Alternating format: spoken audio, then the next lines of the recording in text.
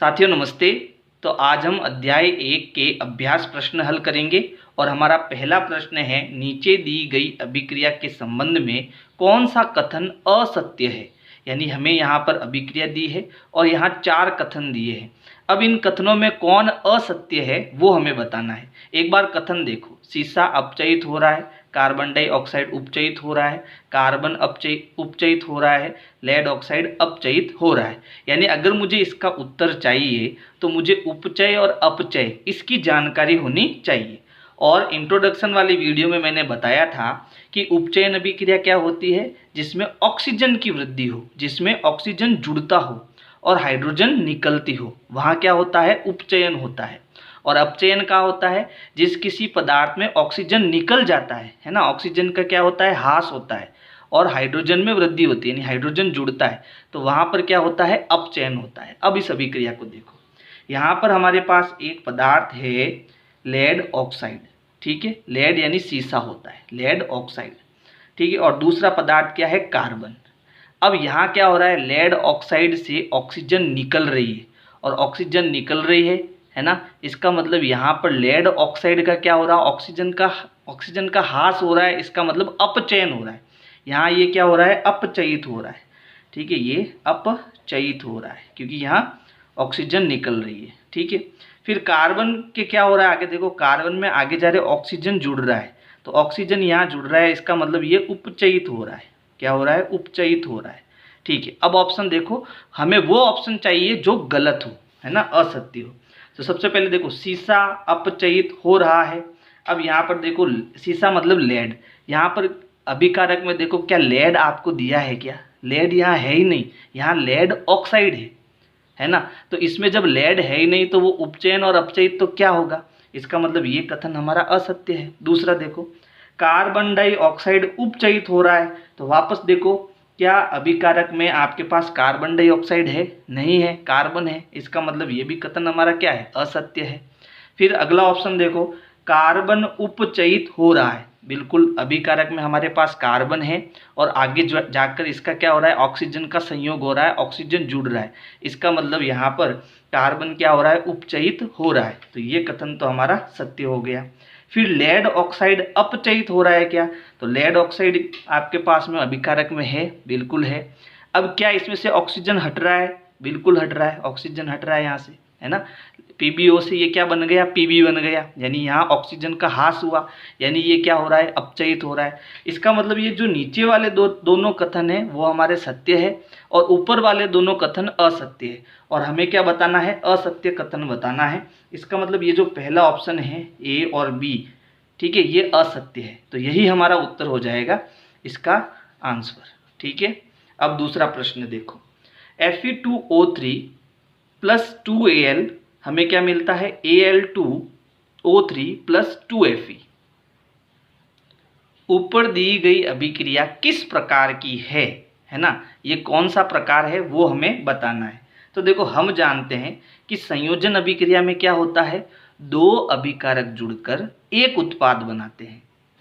यानी कि संयोजन अभिक्रिया में मान लो मेरे पास 2 अभिकारक है, तो ये दोनों जुड़कर एक नया उत्पाद बनाएंगे C, ठीक है। यहाँ पर ऐसा हो रहा है क्या, नहीं हो रहा। देखो, मान लो ये A है और ये B है, तो ये जुड़कर देखो क्या बना रहा है, C और D, है ना, C और D बना रहा है। इसका मतलब यहाँ पर संयोजन तो नहीं हो रहा है ना, तो ये हमारी अभिक्रिया नहीं हो सकती, यानी कि ये पहला ऑप्शन तो हमारा नहीं हो सकता। फिर वियोजन अभिक्रिया में क्या होता है, एक अभिकारक जो होता है वो 2 उत्पाद में बट जाता है, यानी हमें एक पदार्थ देते हैं तो हमें 2 पदार्थ मिलते हैं। क्या यहाँ पर ऐसा हो रहा है, नहीं हो रहा है। यहाँ पर 2 अभिकारक है और 2 नए उत्पाद बन रहे, इसका मतलब यहाँ वियोजन अभिक्रिया भी नहीं है ना, तो ये C ऑप्शन भी हमारा नहीं हो सकता। अब देखो, नीचे ऑप्शन है द्विविस्थापन, तो अब विस्थापन अभिक्रिया क्या होती है पहले वो समझो। विस्थापन अभिक्रिया में क्या होता है, मान लीजिए एक पदार्थ A है और एक पदार्थ BC है, ठीक है, तो इसमें A अधिक क्रियाशील है और B कम क्रियाशील है, तो ये अधिक वाला क्या करेगा, इस B को यहाँ से हटा देगा और इसकी जगह खुद आ जाएगा, यानी हमें AC मिल जाएगा और B अलग हो जाएगा। तो इस प्रकार की अभिक्रिया को हम क्या कहते हैं, विस्थापन अभिक्रिया कहते हैं। क्या यहाँ पर ऐसा हो रहा है क्या, एक बार चेक करो। देखो, यहाँ पर ये Fe है, ठीक है, और यहाँ Al है। तो Fe की जगह क्या आ गया, Al आ गया। देखो Al इसकी जगह पर आ गया और Fe अलग हो गया। यहाँ पर सेम ऐसा ही हो रहा है ना, ठीक है। इसका मतलब ये जो Fe है वो कम क्रियाशील है और ये जो Al है वो अधिक क्रियाशील है। तो कम क्रियाशील वाला तत्व यहाँ से हट जाएगा और अधिक क्रिया वाला शील तत्व जो है वो इसके आगे आ जाएगा, है ना। तो हमें Al2O3 मिल जाएगा और Fe बाहर निकल जाएगा। बात समझ में आ गई। यानी यहाँ पर कौन सी अभिक्रिया हो रही है, विस्थापन अभिक्रिया हो रही है। अब यहाँ द्विविस्थापन क्या होता है वो भी समझ लो। तो द्विविस्थापन अभिक्रिया में क्या होता है, जैसे मान लो AB मेरा एक पदार्थ है और CD दूसरा पदार्थ है, ठीक है। तो इन दोनों पदार्थों में क्या होगा, आयनों का आदान प्रदान होगा। अब आयनों का कैसे, जैसे ये पहले वाला जो तत्व है वो हमारा प्लस का होता है, दूसरा हमारा माइनस का होता है। इसमें भी पहले वाला तत्व प्लस का, दूसरा वाला माइनस का। अब यहाँ पर प्लस माइनस के पास जाएगा और माइनस प्लस के पास। जैसे ये A प्लस का है और दूसरे वाले पदार्थ में D माइनस का है, तो A के पास D आ जाएगा। और यहाँ B माइनस का और C प्लस का है, तो C पहले आएगा और B माइनस बाद में आएगा। तो यहाँ पर क्या हुआ, आयनों का आदान प्रदान हो गया, एक्सचेंज हो गए आपस में, ठीक है। तो इस प्रकार की जब अभिक्रिया होगी तो उसको हम क्या कहेंगे, द्विविस्थापन अभिक्रिया कहेंगे। प्रश्न 3 है, लोह चूर्ण पर तनु हाइड्रोक्लोरिक अम्ल डालने से क्या होता है, सही उत्तर पर निशान लगाइए। यानी कि एक तो हमें दिया है लोह चूर्ण, लोह चूर्ण को हम किससे लिखते हैं, Fe से लिखते हैं, है ना।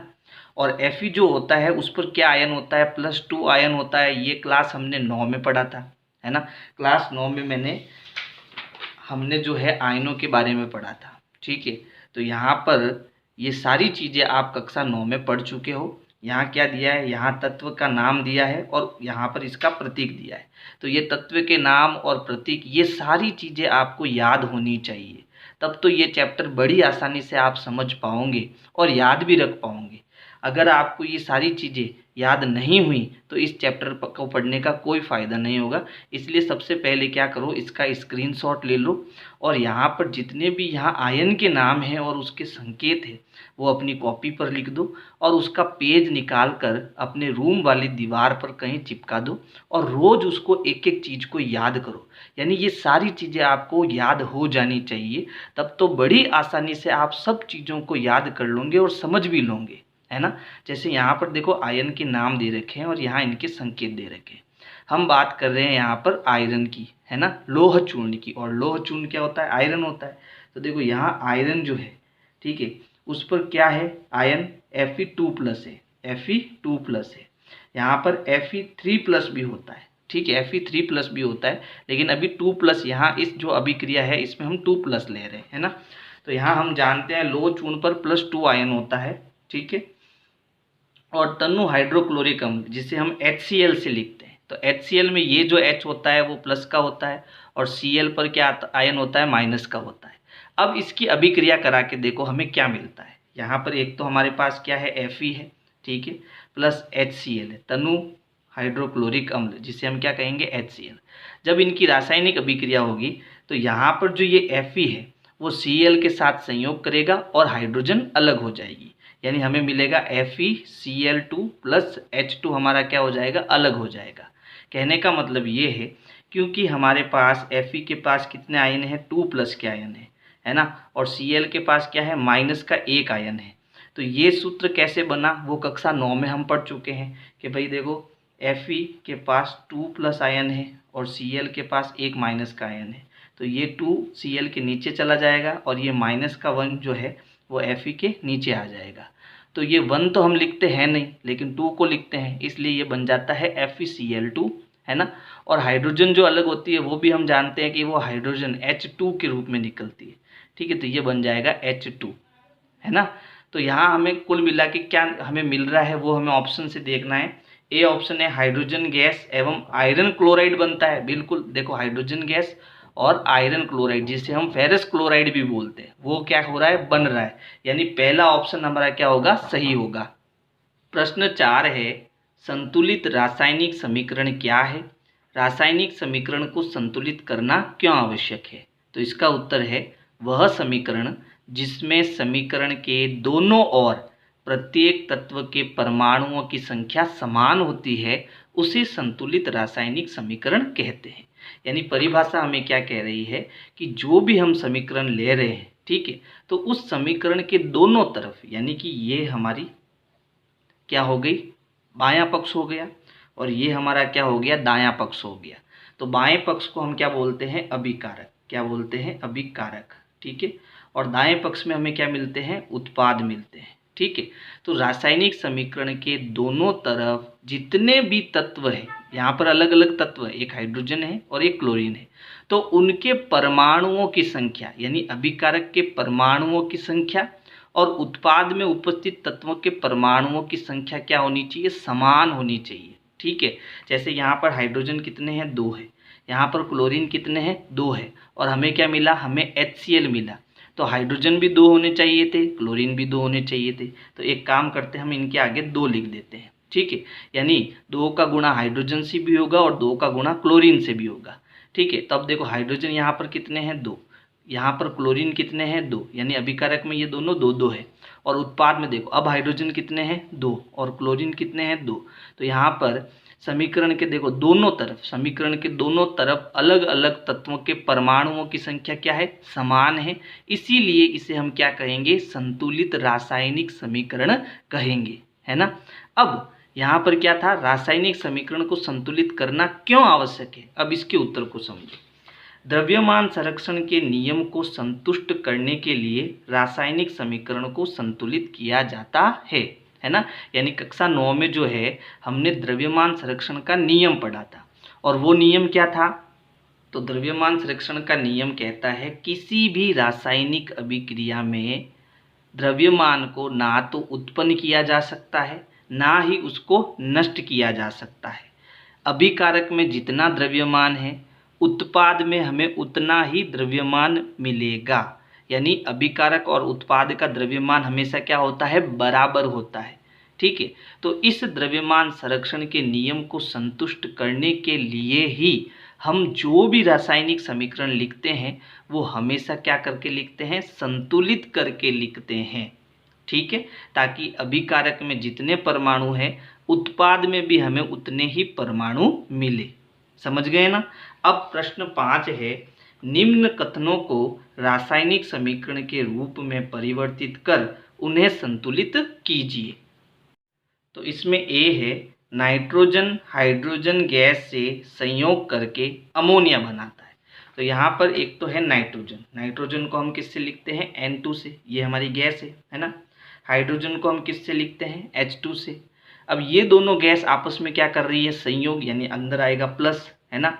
और संयोग करके क्या बना रही है, अमोनिया। अमोनिया का सूत्र होता है NH3।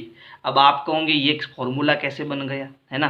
तो देखो कक्षा 9 में हमने नाइट्रोजन की संयोजकता पढ़ी थी 3+, यानी कि नाइट्रोजन पर कितना आयन होता है, 3+ आयन होता है। और हाइड्रोजन पर क्या आयन होता है, प्लस का भी होता है और माइनस का भी होता है। तो क्योंकि ये प्लस का ले रहे हैं तो ये हमें माइनस का लेना पड़ेगा। अब फॉर्मूला बनाओ, यहाँ पर क्या है, -1 है, यानी 1 तो N के नीचे आएगा, और ये जो 3 है वो H के नीचे आएगा, तो ये बन जाएगा NH3। एक हम लिखते नहीं है तो क्या बनेगा, NH3। समझ में आ गया। अब इसको हमें क्या करना है, संतुलित भी करना है। तो संतुलित कैसे करें, तो यहाँ पर देखो ये हमारा क्या है, ये हमारा अभिकारक है, और ये हमारा क्या है, उत्पाद है। तो देखो अब इस साइड में हमारे पास नाइट्रोजन कितने हैं, 2, ठीक है। और इस साइड में यानी इधर वाली साइड में हाइड्रोजन कितने हैं, 2। फिर उत्पाद को देखो, उत्पाद में नाइट्रोजन कितनी है, 1, और हाइड्रोजन कितने हैं, 3। अब पहले नाइट्रोजन को देखो, यहाँ नाइट्रोजन 2 है और यहाँ पर नाइट्रोजन 1 है। तो क्यों ना ये 2 है तो इसको भी हम 2 बना ले। तो इसको 2 बनाने के लिए मुझे किसका गुणा करना पड़ेगा, 2 का गुणा करना पड़ेगा, है ना। तो इसको 2 का गुणा करूँगा तो ये हमें कितना मिल जाएगा, नाइट्रोजन यहाँ भी 2 हो जाएगा और यहाँ भी 2 हो जाएगा। अब देखो मैं किस साइड में गुणा कर रहा हूँ, उत्पाद वाली साइड में गुणा कर रहा हूँ। इसका मतलब मुझे इस तरफ यहाँ ऊपर 2 का गुणा करना है। लेकिन गुणा करने से होगा क्या, नाइट्रोजन तो हमारी 2 हो जाएगी, लेकिन यहाँ हाइड्रोजन 3 है और 3 आगे 2 का गुणा कर दिया, मतलब 3 दूनी 6। यहाँ नीचे जितनी भी संख्या लिखी है उसका आगे वाली संख्या से गुणा कराना है। तो 3 दूनी 6, तो हाइड्रोजन अब कितनी हो गई, 3 तो नहीं हुई, अब कितनी हो गई, 6 हो गई। हाइड्रोजन अब हमारी कितनी हो गई, 6 हो गई। इसका मतलब इधर हाइड्रोजन 6 है तो इधर भी मुझे 6 बनानी पड़ेगी, और 6 बनाने के लिए हमें किसका गुणा करना पड़ेगा, 2 का 3 से, तब जाके ये भी कितनी हो जाएगी, 6 हो जाएगी, है ना। तो यहाँ पर हाइड्रोजन में आगे हम किसका गुणा करेंगे, 3 का। तो जैसे ही हम यहाँ 3 का गुणा करेंगे तो हाइड्रोजन भी हमारी कितनी हो जाएगी, 6 हो जाएगी। अब देखो नाइट्रोजन इधर 2 है, इधर भी 2 है, यहाँ हाइड्रोजन 6 है, इधर देखो 3 का 2 से गुणा करो, यहाँ भी हाइड्रोजन कितनी हो गई, 6 हो गई। तो ये हो जाएगी हमारी संतुलित रासायनिक समीकरण, जो कि मैंने कॉपी में लिख रखी है पहले से। नाइट्रोजन, हाइड्रोजन और हमें क्या मिलता है, अमोनिया मिलता है। नाइट्रोजन एक गैस है, हाइड्रोजन भी एक गैस है, और अमोनिया भी क्या है, एक गैस है, इसलिए नीचे जी कोष्टक में लिखा हुआ है, ठीक है। बी है, हाइड्रोजन सल्फाइड गैस का वायु में दहन होने पर जल एवं सल्फर डाइऑक्साइड बनता है। तो यहाँ पर हाइड्रोजन सल्फाइड को हम क्या लिखेंगे, H2S, है ना, यानी यहाँ पर -2 आयन था वो नीचे आ गया, यहाँ +1 आयन था वो नीचे आ गया, तो ये बन गया H2S, हाइड्रोजन सल्फाइड, ठीक है। का वायु में दहन करने पर, वायु का मतलब ऑक्सीजन, और ऑक्सीजन को हम किससे लिखते हैं, O2 से लिखते हैं, ठीक है। तो ये आपस में क्रिया करके क्या बनाएंगे, SO2, है ना, सल्फर डाइऑक्साइड गैस बनाएंगे, और जल बाहर निकल जाएगा, यानी H2O बाहर निकल जाएगा, ठीक है। तो ये हो गई आपकी रासायनिक अभिक्रिया। अब इसको हमें क्या करना है, संतुलित करना है। चलो संतुलित करते हैं। यहाँ पर क्या क्या परमाणु है, देखो कौन कौन से तत्व है, हाइड्रोजन तत्व है, सल्फर तत्व है और ऑक्सीजन। यहाँ पर भी हमें हाइड्रोजन दिया है, सल्फर दिया है और ऑक्सीजन। अब देखो अभिकारक में कितने हाइड्रोजन है, 2 हाइड्रोजन है, सल्फर कितना है, 1 है, ऑक्सीजन कितने हैं, 2 है। अब उत्पाद में ये चीज़ें देखो, हाइड्रोजन कितनी है, 2 है, सल्फर कितना है, 1 है। अब ऑक्सीजन देखो कितने, यहाँ पर 2 और यहाँ पर 1, तो 2 और 1 मिलाकर कितने हो गए भैया, 3 हो गए, है ना। 2 + 1 कुल मिला के कितने हो गए, ऑक्सीजन 3 हो गए। अब बैलेंस करते हैं, देखो हाइड्रोजन तो यहाँ पर बैलेंस है, इधर भी 2 है और इधर भी 2 है, सल्फर इधर 1 है, इधर भी 1 है, लेकिन ऑक्सीजन देखो, ऑक्सीजन यहाँ 2 है और यहाँ पर 3 है। अब इसको बैलेंस हम कैसे करें, है ना। तो हम एक काम करते हैं, यहाँ पर 2 + 1, यानी ये ऑक्सीजन 2 है और यहाँ 1 है, तो क्यों ना अगर यहाँ जो 1 है ना, इस 1 को हम 2 से गुणा कर देंगे, तो 2 और 2 कितनी हो जाएगी, ऑक्सीजन कुल मिला के 4 हो जाएगी, है ना। यानी यहाँ 1 कहाँ है, ऑक्सीजन H2O के अंदर 1 है और सल्फर डाइऑक्साइड में 2 है। तो जहाँ पर 1 है वहाँ मैंने किसका गुणा कर दिया, 2 का गुणा कर दिया, यानी यहाँ H2O में 1 ऑक्सीजन है, तो इसके आगे मैंने 2 का गुणा कर दिया। तो जैसे ही मैंने 2 का गुणा किया तो ऑक्सीजन यहाँ 2 और 2 कितनी हो गई, 4 हो गई, यानी अब ऑक्सीजन यहाँ पर कितनी हो गई, 4 हो गई। लेकिन इसके साथ में यहाँ हाइड्रोजन कितनी हो गई भाई, हाइड्रोजन भी कितनी हो गई, 4 हो गई, ठीक है। अब यहाँ हाइड्रोजन 2 है, यहाँ हाइड्रोजन 4 है, यहाँ ऑक्सीजन 2 है, यहाँ ऑक्सीजन 4 है। चलो पहले ऑक्सीजन वाला मैटर क्लियर करते हैं। अब देखो यहाँ 4 है तो यहाँ भी मैं 4 बना सकता हूँ, कैसे, 2 के साथ 2 का गुणा करके कितना हो जाएगा, 4 हो जाएगा ना। तो यहाँ ऑक्सीजन कितनी है, 2, मुझे इसको 4 बनाना है तो आगे 2 का गुणा कर दो, ये 4 बन गई। अब कौन बैलेंस नहीं है, हाइड्रोजन बैलेंस नहीं, यहाँ 4 बन गया हाइड्रोजन और यहाँ हाइड्रोजन 2 ही है। तो अब इस हाइड्रोजन को हम कितना बनाएंगे, 4 बनाएंगे। तो 4 बनाने के लिए यहाँ मुझे 2 का गुणा करना पड़ेगा, है ना। तो हाइड्रोजन कहाँ है, यहाँ पर है, तो यहाँ आगे मुझे 2 का गुणा करना पड़ेगा। तो यहाँ भी हाइड्रोजन 4 हो जाएगी और यहाँ भी हाइड्रोजन 4 हो जाएगी। लेकिन यहाँ सल्फर का जब 2 से गुणा करेंगे तो यहाँ सल्फर 1 ही है, अब कितनी बन गई, 2 बन गई। और यहाँ सल्फर कितनी है, 1 है, तो इसको भी मुझे 2 बनाना पड़ेगा। तो इसको भी अब मैं किससे गुणा करूँगा, 2 से गुणा करूँगा। तो यहाँ अब 2 का गुणा करूँगा तो सल्फर तो 2 हो जाएगी, लेकिन ऑक्सीजन अब कितनी हो गई, 4। तो यहाँ ऑक्सीजन 4 और यहाँ ऑक्सीजन 2, 4 और 2 6, टोटल ऑक्सीजन अब कितनी हो गई, 6 हो गई। तो इधर जब 6 ऑक्सीजन है तो इधर भी 6 होनी चाहिए। तो अब इसको 6 बनाने के लिए मैं क्या कर सकता हूँ भाई, यहाँ ऑक्सीजन कितनी है, 2 है, मैंने 2 का गुणा कराया था तब 4 थी। तो अगर मैं यहाँ 3 का गुणा करा दूँ, किसका गुणा करा दूँ, 3 का गुणा करा दूँ, तो अब ये भी कितनी हो जाएगी, 6 हो जाएगी। अब देखो हमारे सब बैलेंस हो गए। बात समझ में आई। इस प्रकार से आपको समीकरण को बैलेंस करना पड़ेगा, ठीक है, हर एक एक चीज का ध्यान रखना पड़ेगा। तो यहाँ पर देखो 2H2S प्लस यहाँ पर 2O2 की जगह क्या हो जाएगा 3O2 हो जाएगा। इसको थोड़ा सुधार देना, ये कितना हो जाएगा 3O2 हो जाएगा। फिर 2SO2 प्लस 2H2O।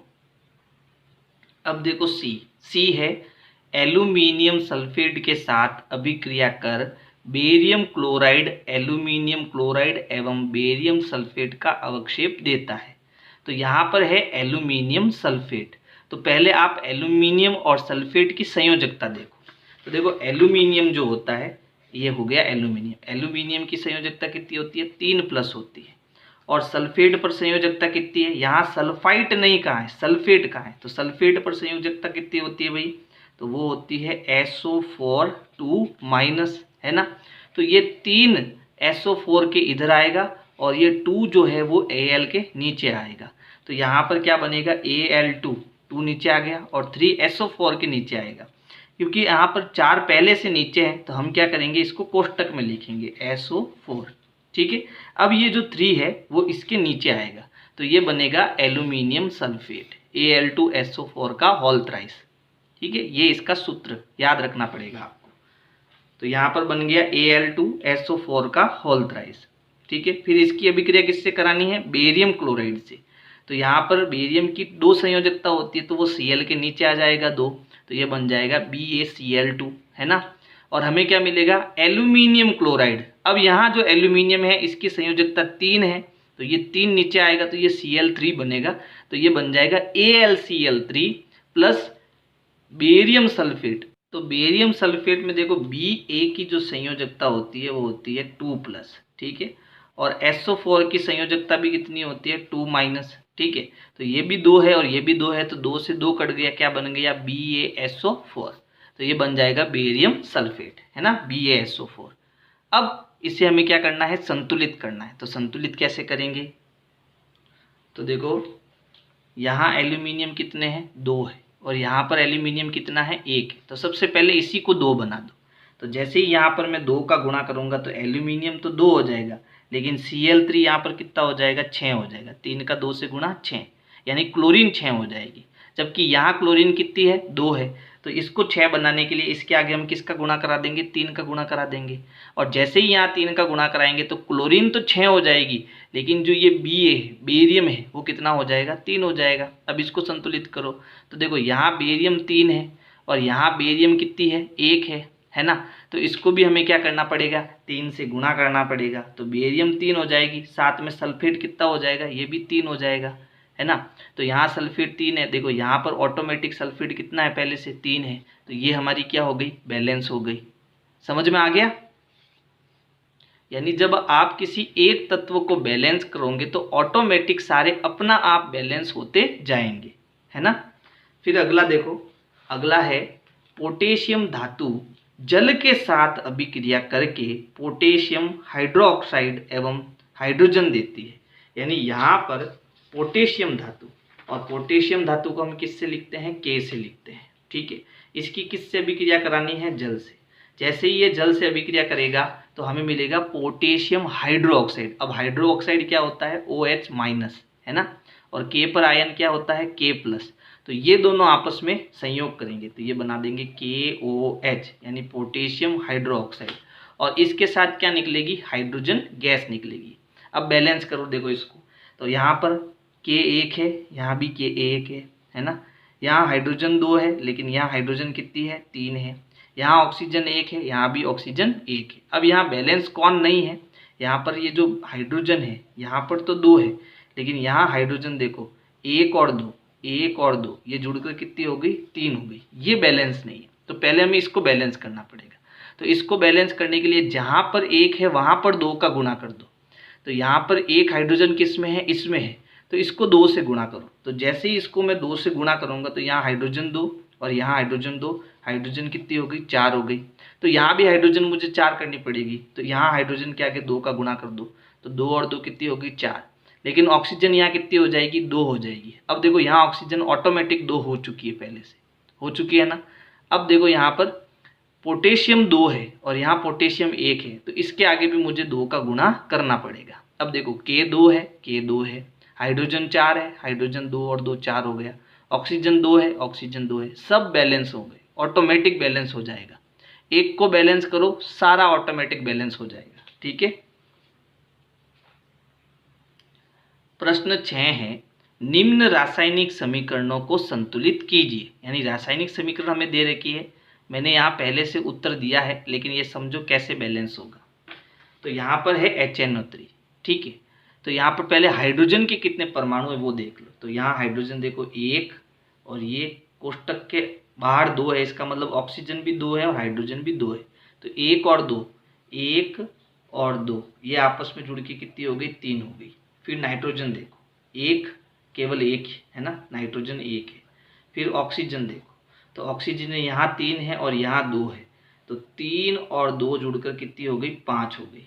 इसके यहाँ बाद में यहाँ पर है कैल्शियम, तो कैल्शियम यहाँ पर कितना है, केवल 1। फिर इधर साइड में देखो, पहले तो हाइड्रोजन देखो, हाइड्रोजन यहाँ कितनी है, 2 है। फिर नाइट्रोजन, नाइट्रोजन यहाँ पर कितना है देखो, यहाँ पर कोष्टक के बाहर 2 है, इसका मतलब नाइट्रोजन 2 है और ऑक्सीजन 3 का 2 से गुना 6 है ना। ऑक्सीजन कितनी है, 6। नाइट्रोजन कितनी है भाई, यहाँ 2 है। ठीक है। फिर उसके बाद ऑक्सीजन देखो, तीनों का 2 से गुना 6 और ये एक ऑक्सीजन, तो 6 और 1 कितनी हो गई, 7। यानी 6 + 1 7, 7 ऑक्सीजन है। फिर उसके बाद इसमें कैल्शियम देखो, कैल्शियम कितना है, 1 है। ठीक है।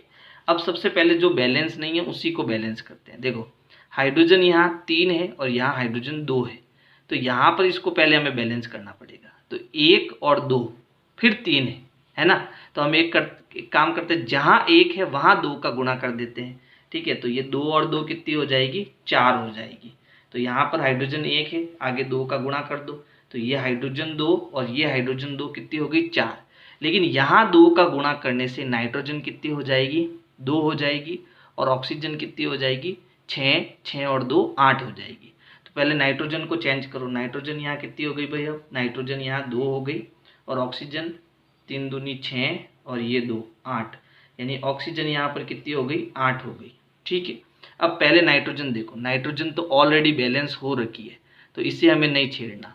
अब ऑक्सीजन को देखो, नहीं यहाँ पर देखो, यहाँ पर हमने 2 का गुणा किया तो हाइड्रोजन 4 हो गई थी, और यहाँ हाइड्रोजन 2 ही थी, तो पहले इसको मुझे 2 से गुणा करके 4 करना पड़ेगा, तो हाइड्रोजन क्या हो जाएगा, बैलेंस हो जाएगा। तो यहाँ हाइड्रोजन को मैं 4 से 2 से गुणा करूँगा तो ये 4 हो जाएगा। फिर ऑक्सीजन कितनी हो जाएगी, देखो ऑक्सीजन ये 2 और ये 6, ऑक्सीजन भी ऑटोमेटिक कितनी हो गई, 8 हो गई, ऑटोमेटिक बैलेंस हो गया ऑक्सीजन। ठीक है। तो देखो hydrogen balance, nitrogen balance, oxygen balance और कैल्शियम भी बैलेंस, तो ये हमारी संतुलित रासायनिक समीकरण हो जाएगी। फिर देखो जो दूसरी रासायनिक समीकरण है उसको भी बैलेंस करते हैं। तो यहाँ पर देखो सबसे पहले सोडियम, ये नाइट्रोजन मत गिन लेना, यहाँ पर Na मतलब सोडियम होता है। तो सोडियम यहाँ कितना है भाई, 1 है। अब इस साइड में भी सोडियम देखो कितने हैं, तो यहाँ सोडियम कितने हैं, 2 है। फिर यहाँ ऑक्सीजन देखो, ये 1 और ये 4, तो ऑक्सीजन कितनी है, 5 है। यहाँ भी ऑक्सीजन देखो, ये 4 और 1 5, यानी ऑक्सीजन बैलेंस है। फिर हाइड्रोजन देखो, यहाँ 1 और ये 2 3 हो गई, और यहाँ हाइड्रोजन कितनी है, केवल 2 है। ठीक है। इसके अलावा यहाँ पर देखो सल्फर, सल्फर यहाँ 1 है और यहाँ भी सल्फर कितनी है, 1 है। तो सबसे पहले देखो यहाँ सोडियम 1 है और यहाँ सोडियम 2 है, तो इसको मुझे 2 से गुणा करके क्या करना पड़ेगा, 2 बनाना पड़ेगा, क्योंकि यहाँ भी 2 है। ठीक है। तो सोडियम जहाँ है उसके आगे 2 का गुणा कर लो। तो यहाँ सोडियम 2 करने से ऑक्सीजन कितनी बन जाएगी, तो देखो ऑक्सीजन 2 और 4 कितनी हो गई, 6, यानी ऑक्सीजन हमारी कितनी हो जाएगी, 6 हो जाएगी। और यहाँ पर क्या फ़र्क पड़ेगा, यहाँ पर ऑक्सीजन कितनी है, 5 है। ठीक है। चलो, यानी कि सोडियम तो बैलेंस हो गया, अब ऑक्सीजन को पकड़ो, है ना। यहाँ 6 है और यहाँ ऑक्सीजन कितनी है, 5 है, तो इसको भी हमें 6 करना था। ठीक है। तो 6 तो होगा नहीं, तो इस केस को अपन बाद में सॉल्व करेंगे, इसको छोड़ देते हैं, अपन हाइड्रोजन को पहले सॉल्व कर देते हैं। तो देखो जब हमने यहाँ 2 लगाया था तो हाइड्रोजन 2 और 2, हाइड्रोजन कितनी हो गई थी, 4 हो गई थी, जबकि हाइड्रोजन यहाँ पर कितनी है, 2 है। तो यहाँ 4 है, तो इसको भी हमें 4 बनाने के लिए किसका गुणा करना पड़ेगा, 2 का गुणा करना पड़ेगा। तो यहाँ हाइड्रोजन में आगे हम 2 का जब गुणा करेंगे तो ये 2 और 2 4 हो जाएगी, यानी बैलेंस हो जाएगी। लेकिन ऑक्सीजन देखो, ऑक्सीजन अब कितना हो गया, ऑक्सीजन में यहाँ 2 और यहाँ 4, ऑक्सीजन कितनी हो गई, ऑटोमेटिक 6 हो गई और इधर भी 6 हो गई। ठीक है, यानी जब हम एक को बैलेंस करने लगेंगे तो सारे के सारे ऑटोमेटिक बैलेंस होते जाएंगे, है ना। फिर देखो सी में हमारा पहले क्या है, सोडियम है, और सोडियम यहाँ कितने हैं, एक परमाणु है। इस साइड में देखो यहाँ भी सोडियम कितना है, एक है। फिर क्लोरीन देखो, क्लोरीन यहाँ एक है और यहाँ भी क्लोरीन कितना है, एक है। फिर सिल्वर देखो एजी कितना है, एक है, यहाँ भी एजी कितना है, एक है। फिर NO3 ये हमारा आयन है, NO3 कितना है, यानी कि नाइट्रोजन और ऑक्सीजन अलग अलग ले लो, है ना, नाइट्रोजन और ऑक्सीजन। तो नाइट्रोजन के कितने परमाणु हैं, एक, और ऑक्सीजन के कितने परमाणु हैं, 3। फिर यहाँ भी देखो नाइट्रोजन के कितने परमाणु हैं, एक, और ऑक्सीजन के कितने परमाणु हैं, 3। यहाँ तो कुछ बैलेंस करने की ज़रूरत नहीं है, जितने अभिकारक में परमाणुओं की संख्या है उतने उत्पाद में भी परमाणु है। इसका मतलब ये पहले से संतुलित है, इसको हमें कुछ भी नहीं करना है। ठीक है, अब देखो जो डी अभिक्रिया है इसमें ये हमारा क्या है, बेरियम। तो बेरियम के कितने परमाणु हैं, एक। इधर भी हमारा बेरियम कितना है, एक।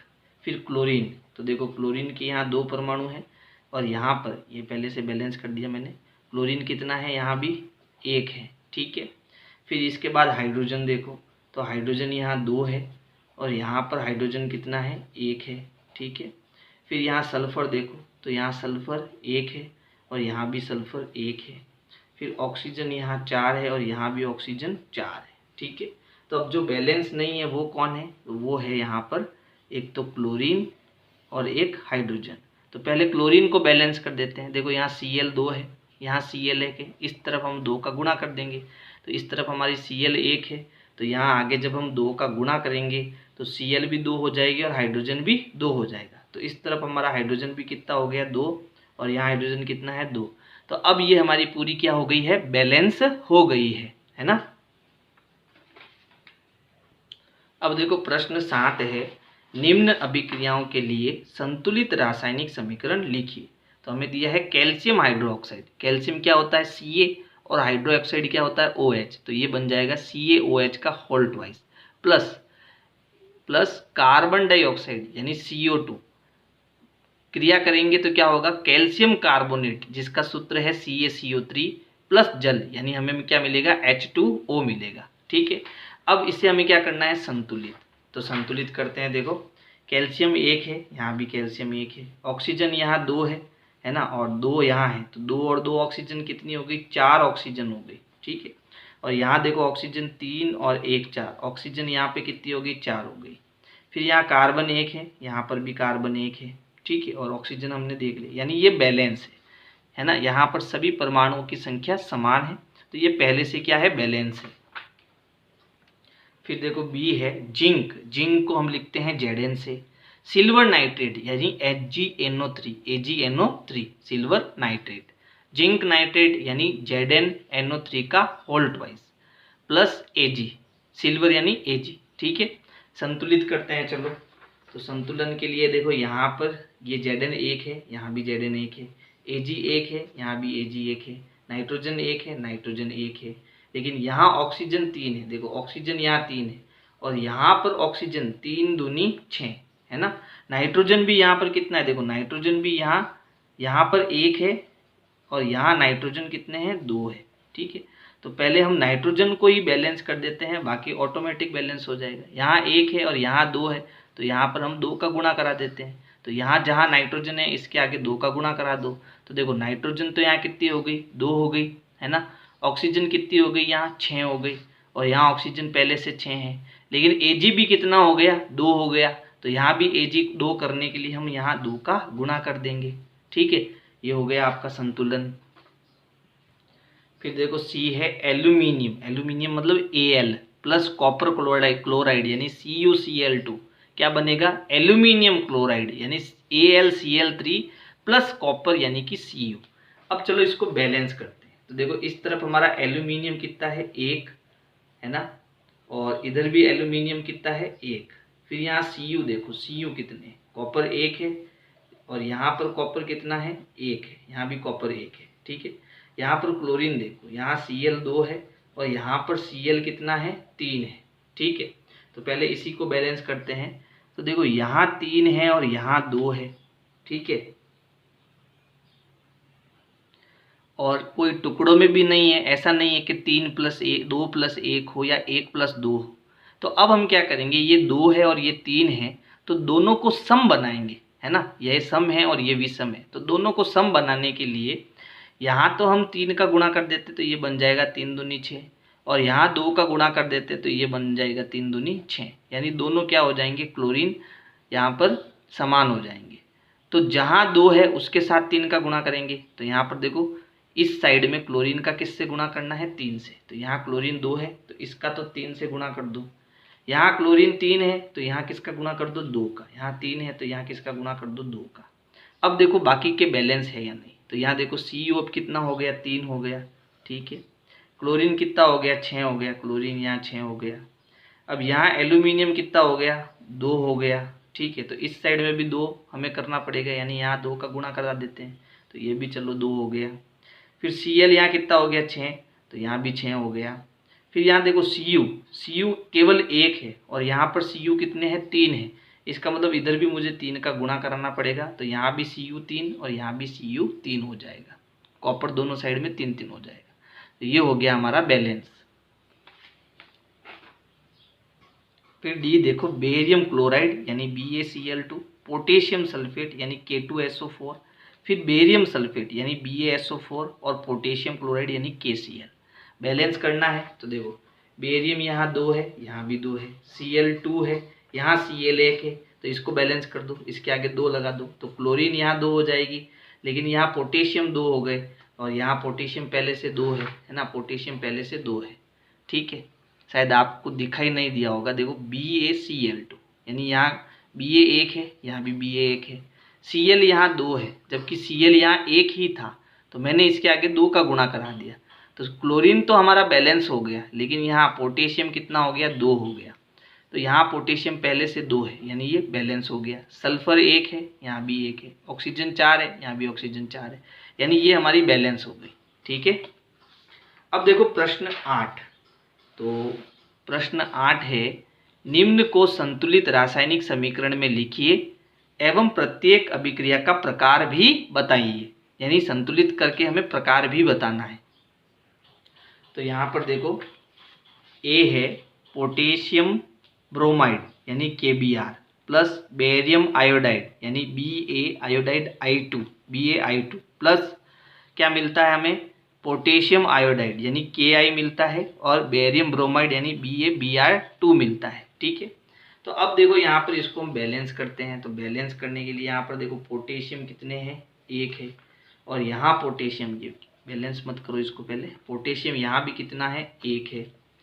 बेरियम देखो, बेरियम यहाँ पर कितना है, ठीक है, ब्रोमाइड है, ये बेरियम नहीं है, सॉरी ब्रोमाइड है। ब्रोमाइड यहाँ कितना है, 1 है, और यहाँ ब्रोमाइड कितने हैं, यहाँ पर 2 है। फिर यहाँ बेरियम देखो, बेरियम कितना है, 1 है, और यहाँ पर भी बेरियम कितना है, 1 है। फिर उसके बाद आयोडाइड देखो, ठीक है, आयोडाइड यहाँ पर कितना है, 2, और यहाँ पर भी आयोडाइड कितना है, 1, ठीक है। तो पोटेशियम तो बैलेंस है। ब्रोमाइड देखो यहाँ पर 2 है, इस साइड में 2 है और इस साइड में 1 है, तो यहाँ पर हम किसका गुणा कराएंगे, 2 का। तो यहाँ ब्रोमाइड जहाँ है वहाँ क्या कर दो, 2 का गुणा। लेकिन यहाँ 2 का गुणा करने से यहाँ पोटेशियम कितना हो गया, 2 हो गया, यानी यहाँ पर पोटेशियम 2 हो गया। तो इधर भी मुझे 2 करना पड़ेगा, है ना। तो यहाँ जहाँ पोटेशियम है उसके आगे हम किसका गुणा करेंगे, 2 का, तो ये भी कितना हो जाएगा, 2 हो जाएगा, ठीक है। लेकिन यहाँ 2 का गुणा करने से आयोडाइड कितना हो गया, 2 हो गया। तो यहाँ आयोडाइड ऑटोमेटिक कितना हो गया, 2, और यहाँ भी 2, तो ये बैलेंस हो गया। अब जो बैलेंस नहीं है वो देखो, तो यहाँ अब कौन बैलेंस नहीं है, सारे बैलेंस हो गए, है ना। अब इस अभिक्रिया का प्रकार हमें बताना है, ठीक है। तो देखो इस अभिक्रिया में यहाँ पर एरो का निशान है ना, तो यहाँ पर हम देखते हैं ये पहले KBr था, ठीक है। तो इसका क्या हो गया, K की जगह Br की जगह यहाँ पर क्या आया, I आ गया, Br की जगह यहाँ पर I आ गया, ठीक है। यहाँ BaI2 था, तो यहाँ I की जगह क्या आ गया, Br हो गया। यानी यहाँ पर देखो आयनों का विस्थापन हो रहा है ना। जैसे देखो ये प्लस का था, ये माइनस का, ये प्लस का, ये माइनस का। तो देखो इस प्लस के पास में ध्यान लगाना थोड़ा, इस प्लस के पास में ये वाला माइनस आ गया, देखो ये वाला माइनस आ गया, है ना। तो ये बन गया के आई। फिर ये जो माइनस है बी आर माइनस है, ठीक है, इसके पास ये प्लस वाला आ गया, तो बी ए पहले लिखेंगे और बी आर बाद में लिखेंगे। तो यहाँ पर क्या हो रहा है, आयनों का आदान प्रदान हो रहा है, प्लस माइनस के पास जा रहा है और माइनस प्लस के पास जा रहा है। इसका मतलब ये कौन सी अभिक्रिया है, द्विविस्थापन अभिक्रिया है। कौन सी अभिक्रिया है, द्विविस्थापन अभिक्रिया है। बी है जिंक कार्बोनेट, जिसका सूत्र है ZnCO3, और ये इसके क्या हो रहे हैं, टुकड़े हो रहे हैं, ये जिंक ऑक्साइड और कार्बन डाइऑक्साइड में बदल रहा है, यानी जिंक ऑक्साइड यानी ZnO और कार्बन डाइऑक्साइड मतलब CO2। तो यहाँ पर एक पदार्थ टूटकर दो पदार्थों में बट रहा है, यानी इसका क्या हो रहा है, वियोजन हो रहा है। इसका मतलब ये कौन सी अभिक्रिया है, वियोजन अभिक्रिया है ना। अब ये संतुलित है या नहीं ये चेक करते हैं। तो देखो यहाँ Zn एक है, यहाँ भी Zn एक है, यहाँ कार्बन एक है, यहाँ कार्बन एक है, यहाँ ऑक्सीजन 3 है। तो देखो यहाँ ऑक्सीजन 1 और ये 2, दोनों जुड़ के कितने हो गए, 3। तो ये अपने आप में बैलेंस है, इसको बैलेंस करने की ज़रूरत नहीं है। फिर सी है हाइड्रोजन प्लस क्लोरीन बनता है हाइड्रोजन क्लोराइड। तो यहाँ पर देखो दो पदार्थ आपस में संयोग करके एक नया पदार्थ बना रहा है, इसलिए ये कौन सी अभिक्रिया हो जाएगी, संयोजन अभिक्रिया हो जाएगी। हाइड्रोजन H2 होता है, Cl, यहाँ पर क्लोरीन Cl2 होता है, ठीक है। तो यहाँ दो हाइड्रोजन और दो क्लोरीन है, तो यहाँ क्या बनता है, HCl। तो इसके आगे जब हम 2 लगा देंगे तो यहाँ भी हाइड्रोजन 2 हो जाएगी और क्लोरीन भी 2 हो जाएगी, यानी बैलेंस हो जाएगा। फिर देखो डी हमारा है मैग्नीशियम, जिसे हम Mg से लिखते हैं, हाइड्रोक्लोरिक अम्ल जिसे हम HCl से लिखते हैं, क्या बनता है, मैग्नीशियम क्लोराइड यानी MgCl2 प्लस हाइड्रोजन, ठीक है। तो इसको अब हम बैलेंस करेंगे। तो देखो यहाँ पर Mg यानी मैग्नीशियम कितना है, 1, और इधर भी Mg कितना है, 1। हाइड्रोजन यहाँ पर कितने हैं, 1, और यहाँ हाइड्रोजन कितने हैं, 2। क्लोरीन यहाँ पर कितना है, 1, और यहाँ पर क्लोरीन कितने हैं, 2। तो पहले हाइड्रोजन को बैलेंस करने के लिए ये 2 है, तो यहाँ पर 2 का गुणा कराएंगे, ठीक है। तो यहाँ 2 का गुणा कराने से Cl भी हमारा कितना हो जाएगा, 2 हो जाएगा। तो यहाँ भी 2 है, यहाँ भी 2 है, ऑटोमेटिक सब क्या हो गए, बैलेंस हो गए। प्रश्न 9 है ऊष्माक्षेपी एवं ऊष्माशोषी अभिक्रिया का क्या अर्थ है, उदाहरण दीजिए। तो देखो ऊष्माक्षेपी अभिक्रिया क्या होती है, वे अभिक्रिया जिनमें उत्पाद के साथ ऊर्जा भी निकलती है ऊष्माक्षेपी अभिक्रियाएं कहलाती है। यानी जब हम अभिकारकों में दो कोई पदार्थ अभिक्रिया करते हैं और उत्पाद के साथ में ऊर्जा भी निकालते हैं, ठीक है, तो ऐसी अभिक्रियाओं को हम क्या कहते हैं, ऊष्माक्षेपी अभिक्रिया कहते हैं। क्षेपी यानी निकालना, शोषी यानी ग्रहण करना, ठीक है। तो यहाँ पर ये उदाहरण आप याद रखना, मेथेन का जब ऑक्सीकरण होता है, यानी मेथेन ऑक्सीजन की उपस्थिति में जलाया जाता है, उसका दहन करते हैं, तो कार्बन डाइऑक्साइड, जल और ऊर्जा निकलती है, ठीक है। ऊष्माशोषी अभिक्रिया क्या होती है, जिन रासायनिक अभिक्रियाओं में ऊष्मा का अवशोषण होता है, ऊर्जा को अवशोषित कराया जाता है, यानी ऊर्जा दी जाती है अभिक्रिया संपन्न कराने के लिए, तो उसे हम क्या कहते हैं, ऊष्माशोषी अभिक्रिया कहते हैं। जैसे कैल्शियम कार्बोनेट को जब हम गर्म करते हैं मतलब उसको हम ऊष्मा दे रहे हैं, तो जब इसको हम गर्म कर रहे हैं तो ये 2 भागों में टूट जाता है, कैल्शियम ऑक्साइड और कार्बन डाइऑक्साइड, है ना। तो यहाँ तो हमें ऊर्जा मिलती है, ऊष्मा मिलती है, और यहाँ पर हम ऊष्मा देते हैं, इसलिए इसको ऊष्माक्षेपी कहते हैं और इसको ऊष्माशोषी कहते हैं, ठीक है। अब प्रश्न 10, श्वसन को ऊष्माक्षेपी अभिक्रिया क्यों कहते हैं, वर्णन कीजिए। तो देखो जिन अभिक्रियाओं में उत्पाद के साथ, किसके साथ, उत्पाद के साथ, जो नया पदार्थ बनता है उसके साथ ऊष्मा भी निकलती है, उसे हम ऊष्माक्षेपी अभिक्रिया कहते हैं, ठीक है। अब यहाँ पर श्वसन को ऊष्माक्षेपी अभिक्रिया क्यों कहते हैं, तो ऊष्माक्षेपी हमने समझा लिया क्या होता है। अब श्वसन में क्या होता है, श्वसन में ऊर्जा निकलती है, इसलिए श्वसन भी हमारी क्या होगी, एक ऊष्माक्षेपी अभिक्रिया होगी।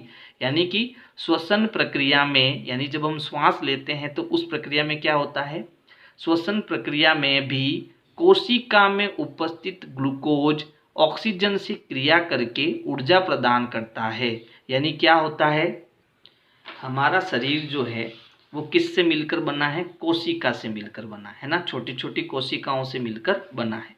और इस कोशिका के अंदर क्या होता है, भोजन होता है। यानी जो हम भोजन ग्रहण करते हैं तो वो किसके रूप में होता है, वो आपके कार्बोहाइड्रेट के रूप में होता है, जिसे हम ग्लूकोज भी बोलते हैं, है ना।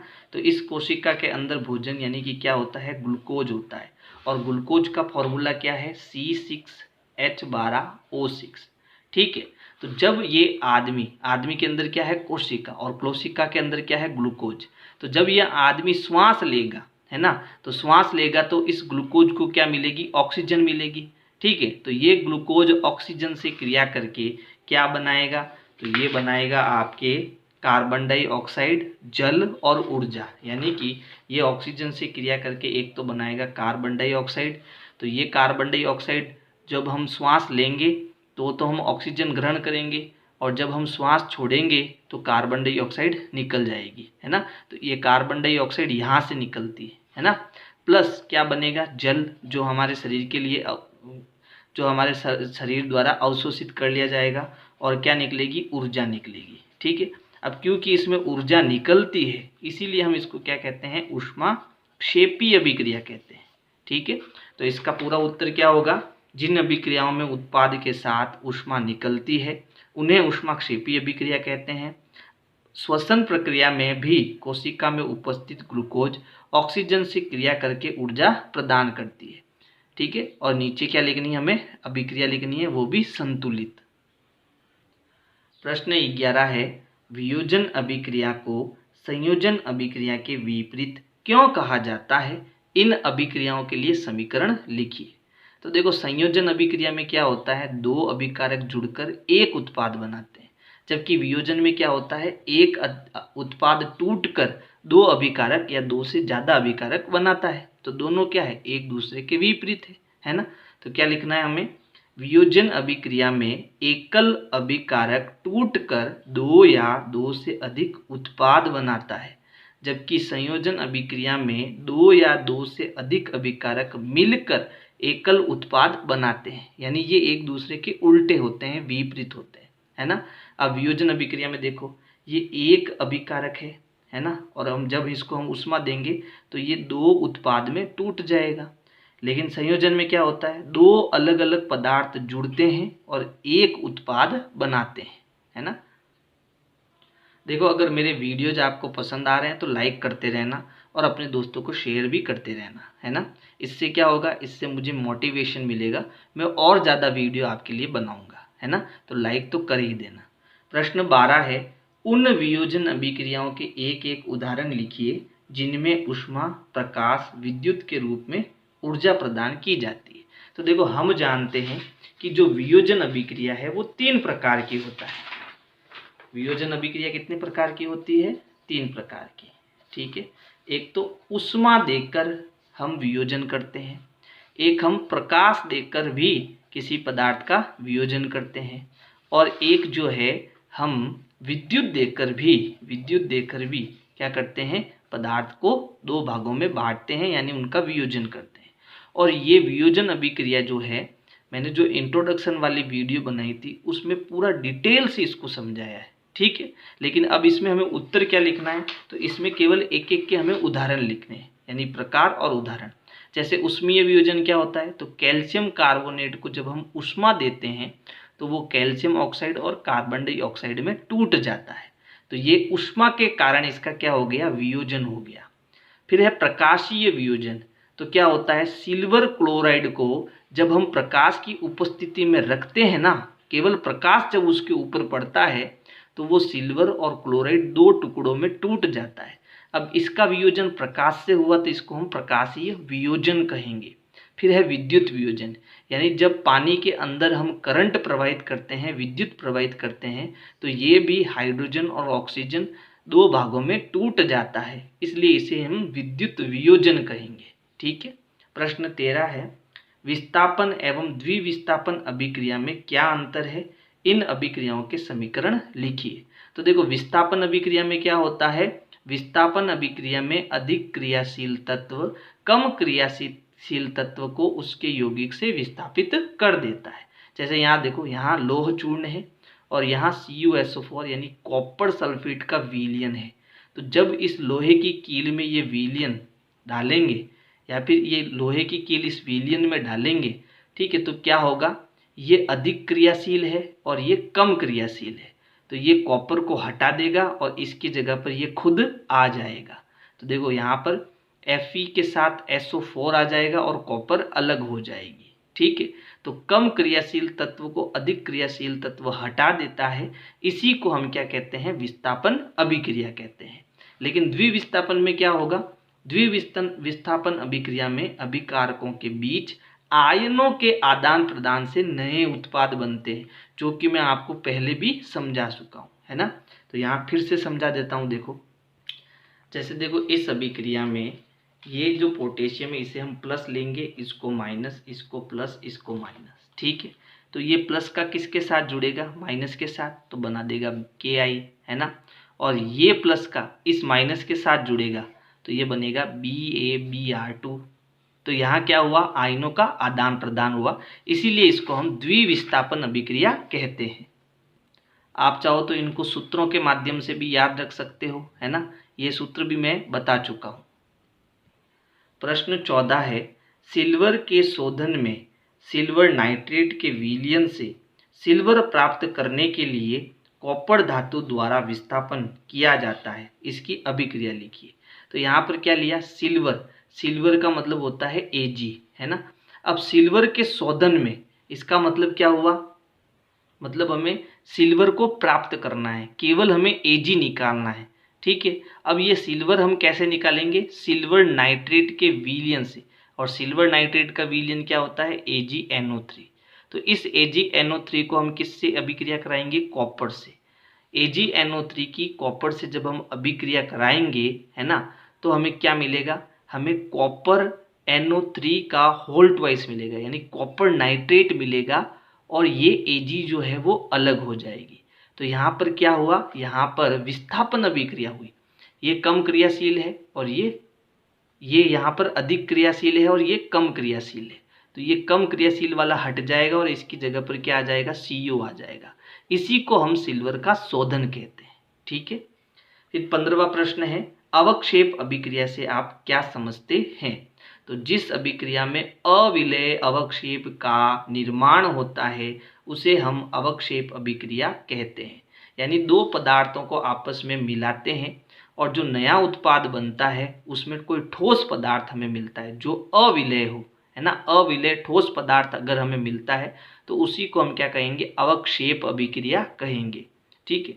जैसे यहाँ Na2SO4 सोडियम सल्फाइड, इसकी क्रिया अगर हम बेरियम क्लोराइड से कराएं तो यहाँ पर हमें बेरियम सल्फाइड का एक अवक्षेप प्राप्त होगा जो ठोस होगा, क्या होगा, ठोस होगा, और NaCl भी इसमें मिलेगा, ठीक है।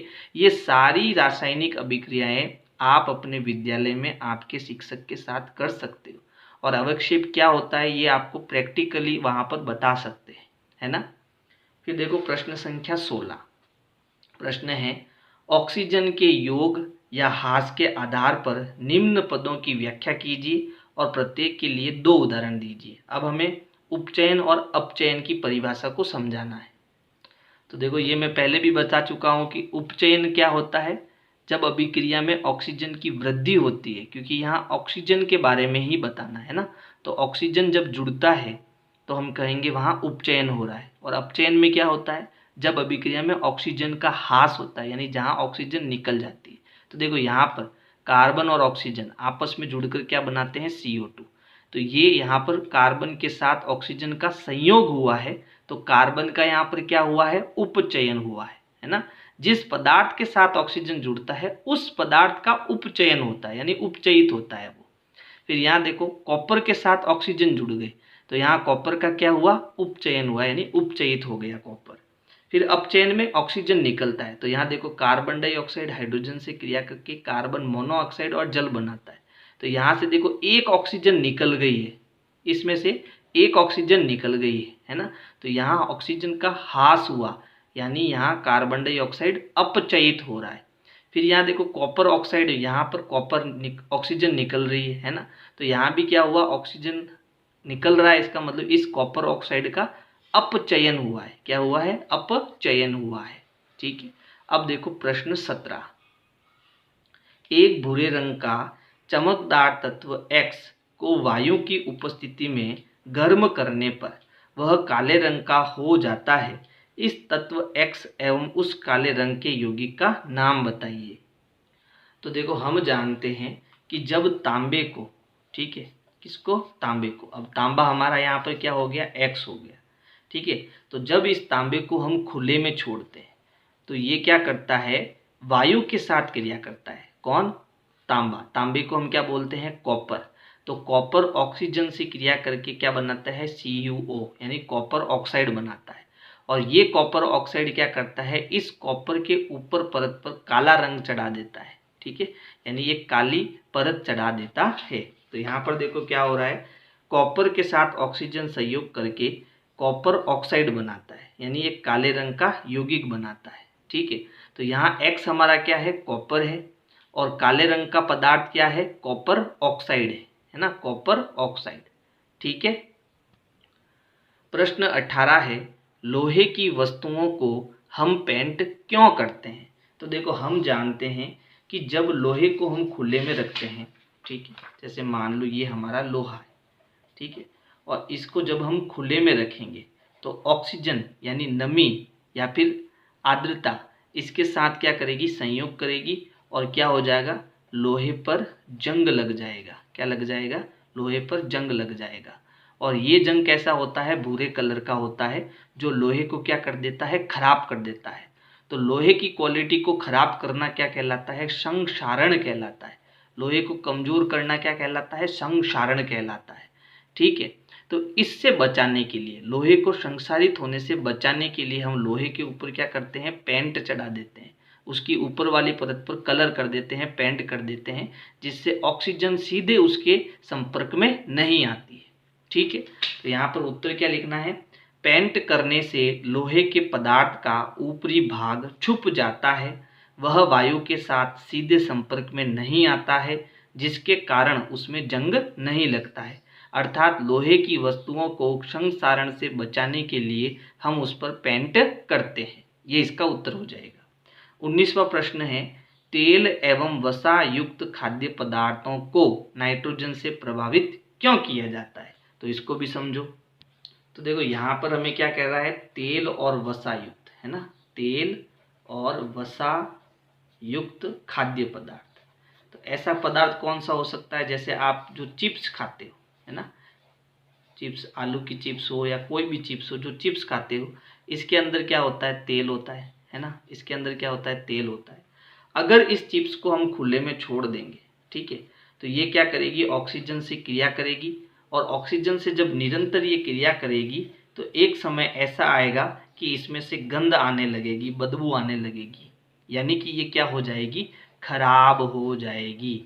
अब क्योंकि यहाँ पर ऑक्सीजन इसमें जुड़ रहा है, ऑक्सीजन इसके अंदर वृद्धि हो रही है, तो यहाँ पर इसका क्या हो रहा है, उपचयन हो रहा है, यानी ये उपचयित हो रही है। ठीक है, उपचयित, ऑक्सीजन जुड़ना मतलब उपचयित हो रही है। तो कोई भी तेल वाला खाद्य पदार्थ ऑक्सीजन से क्रिया करके उपचयित होता है तो वो क्या हो जाता है, खराब हो जाता है, और उसमें से अलग प्रकार की एक गंध आती है। इस पूरी प्रक्रिया को हम क्या कहते हैं, विकृत गंधिता कहते हैं। क्या कहते हैं, विकृत गंधिता कहते हैं। ठीक है, अब इसको खराब होने से बचाने के लिए हम इसमें क्या करते हैं, इसमें इसको हम एक पैकेट में पैक करते हैं और उस पैकेट के अंदर नाइट्रोजन गैस भर देते हैं। अब नाइट्रोजन गैस क्या होती है, एक अक्रिय गैस है, यानी कि नाइट्रोजन किसी से अभिक्रिया नहीं करता है ना, जब तक उस पर कोई दूसरा दबाव नहीं डाले तब तक तो वो अभिक्रिया नहीं करता, यानी एक अक्रिय गैस है। कैसी गैस है, अक्रिय, यानी आसानी से ये क्रिया नहीं करती है किसी के साथ। तो यहाँ पर जब हम नाइट्रोजन की गैस भर देंगे तो इन खाद्य पदार्थों को यहाँ पर कोई इफेक्ट नहीं होगा, इनका क्या नहीं होगा, इनका उपचयन नहीं होगा, और जब उपचयन नहीं होगा तो ये खाद्य पदार्थ खराब नहीं होगा। ठीक है, अब देखो हमारा प्रश्न क्या था, प्रश्न था तेल एवं वसा युक्त खाद्य पदार्थों को नाइट्रोजन से प्रभावित क्यों करते हैं, यानी उसके अंदर नाइट्रोजन क्यों डालते हैं। तो यहाँ लिखा है तेल एवं वसा युक्त खाद्य पदार्थ जब हवा के संपर्क में आते हैं तो उपचयित होकर विकृत गंधित हो जाते हैं, यानी खराब हो जाते हैं। ऐसा न हो इसके लिए तेल एवं वसा युक्त खाद्य पदार्थों को नाइट्रोजन, यानी ये कैसी है, अक्रिय गैस, यानी ये उस खाद्य पदार्थ के साथ क्रिया नहीं करती है, से प्रभावित करते हैं, यानी उसके अंदर हम नाइट्रोजन गैस डाल देते हैं उस पाउच के अंदर, जिससे वो खाद्य पदार्थ खराब नहीं होता है। ठीक है, अब आते हैं प्रश्न संख्या 20 पे। प्रश्न है निम्न पदों का वर्णन कीजिए उदाहरण सहित। पहला है संक्षारण और दूसरा है विकृत गंधिता, जो कि मैं समझा चुका हूँ। तो अब इसका उत्तर आप क्या लिखोगे? संक्षारण क्या है? जब कोई धातु आर्द्रता, अम्ल आदि के संपर्क में आती है तो अभिक्रिया होने से धातु की ऊपरी परत कमजोर हो जाती है। इस प्रक्रिया को संक्षारण कहते हैं। जैसे लोहे पर जंग लगना, चांदी की परत काली पड़ना, है ना। तो ये क्या है? ये संक्षारण की प्रक्रिया है। ठीक है, फिर विकृत गंधिता भी आपको समझा चुका हूँ। क्या है? उत्तर लिखना आपको, तेल या वसा युक्त खाद्य पदार्थ वायु से क्रिया करके विकृत गंधित हो जाते हैं, जिससे उनका स्वाद और गंध बदल जाते हैं। ठीक है, जैसे खाद्य पदार्थ अधिक समय पर खुला रहने पर वे खराब हो जाते हैं, ये इसका उदाहरण हो जाएगा। ठीक है, इन खाद्य पदार्थों को विकृत गंधिता से रोकने के लिए इन्हें नाइट्रोजन से प्रभावित करते हैं। तो ये हो गया आपके प्रश्न 20 का आंसर। तो अगर मेरे वीडियोज आपको पसंद आ रहे हैं तो वीडियो को लाइक करो, अपने दोस्तों को शेयर करो। Thank you.